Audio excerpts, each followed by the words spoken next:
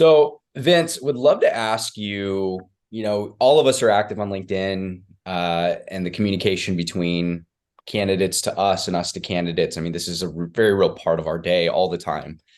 Um, what are some best practices for recruiters when it comes to doing outreach, following up with candidates? Like, what are some things that you really dial in on in the outreach process, specifically as it relates to, again, sourcing or even just kind of staying in communication with candidates?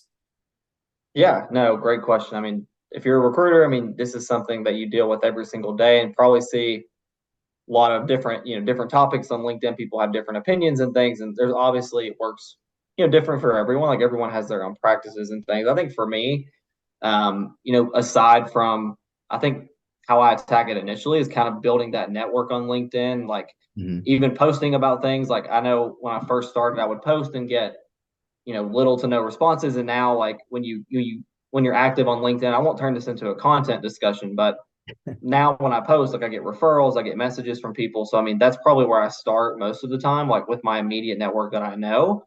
And then sourcing, I mean, I use LinkedIn Recruiter mostly, which I'm sure most of you guys do use that as well.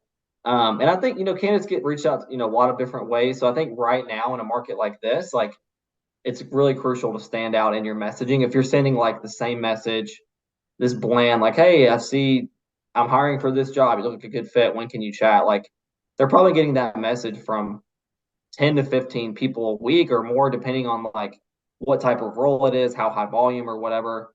I think for me is trying to like take that extra step, be a little bit more like intentional, do like a quick, look of their profile, like where did they go to school? Do they have any interests on their page like I can relate to, or like anything that I can comment on, like maybe their content, something where I can just like maybe get a response out of them, like just add something in addition to, I think, adding, the salary, which is a hot topic right now, right? Like, do you add the salary in there? Like, do you add a range? Like, sometimes that can, if the range isn't what they're looking for, that can maybe get them off, turn them off or whatever, but also try to keep it pretty open ended. Like, if this isn't what you're looking for, like I'm still like I recruit for other roles too. So like don't think this is a one all be all role.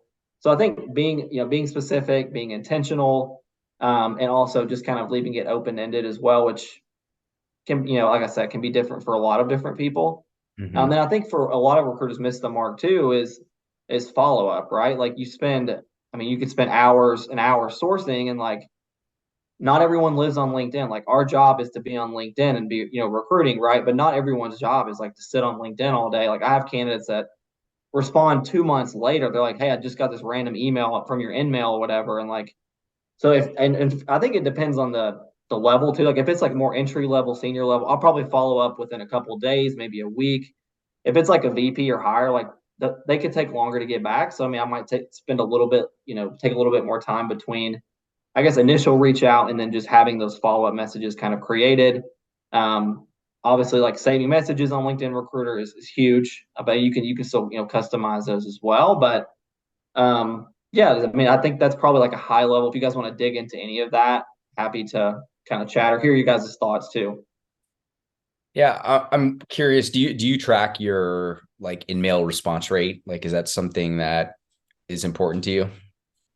If you right now, I don't know it off the top of my head. I have in the past, but Andrew's here just trying to expose you. yeah, Jealous is man, that. I don't know it Jealous off the is top of my head. that. Yeah, I couldn't tell you.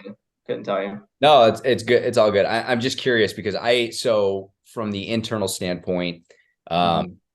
we're very strategic about when we do, or I'm very strategic about when I deploy outbound tactics and like actually reaching out to candidates because we do have such great inbound flow that sometimes it just doesn't make sense.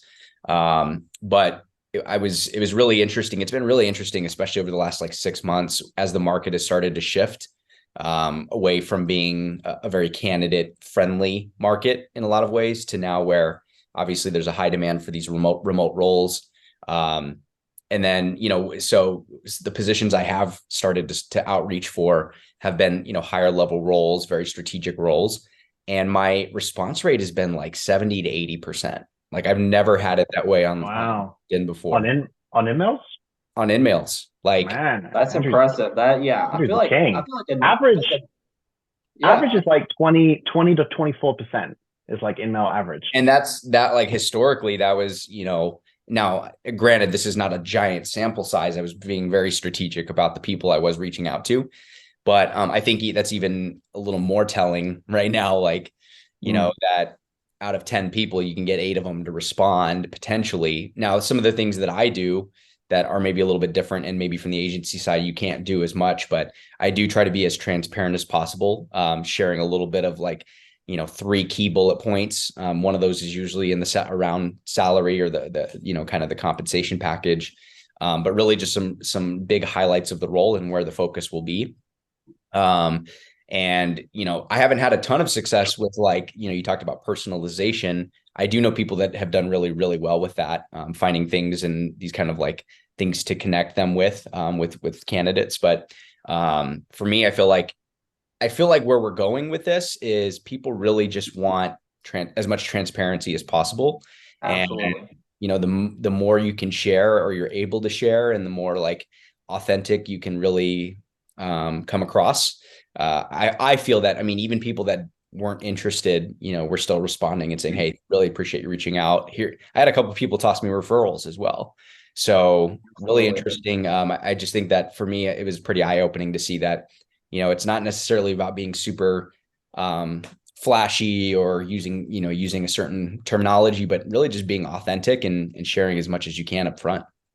Yeah, Mhm. I mean, I would hop in and say the same thing with being transparent. Like, a lot of people are wanting remote, and I do work on remote roles as well, but like, right now a lot of companies are doing hybrid, right? And so like, I'm super transparent. I'll be like, listen, this is like, I'll do like a zip code search, whatever. I'm like, I understand you're like in this area, like to be fully upfront with you, like this is 2 to 3 days on site. Is this something you're interested in? I don't want to necessarily just get someone on the phone and be like, oh, well, actually, this isn't remote. And they're like, well, I'm not interested, right? Like, I'm not saying don't have that conversation with someone because you never know what could pop up. But Yeah. I agree with you. I think just being transparent, and I won't get off on a tangent. I promise you guys I wouldn't. But like the roles that like they're posted on there and it's say fully remote, and like you do a little bit of research and it's like Yeah. a couple days a week in here. I'm like, that's just I just don't Yeah. know how. I'm like that. How is that helping you? Like you're getting all these applicants and like probably having to throw out 80 to 90% of them just due to the fact that it's not really fully remote, right? So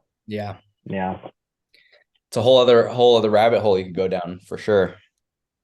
I think, yeah, I think you guys definitely hit the main points I was thinking of, just that transparency, the personalization.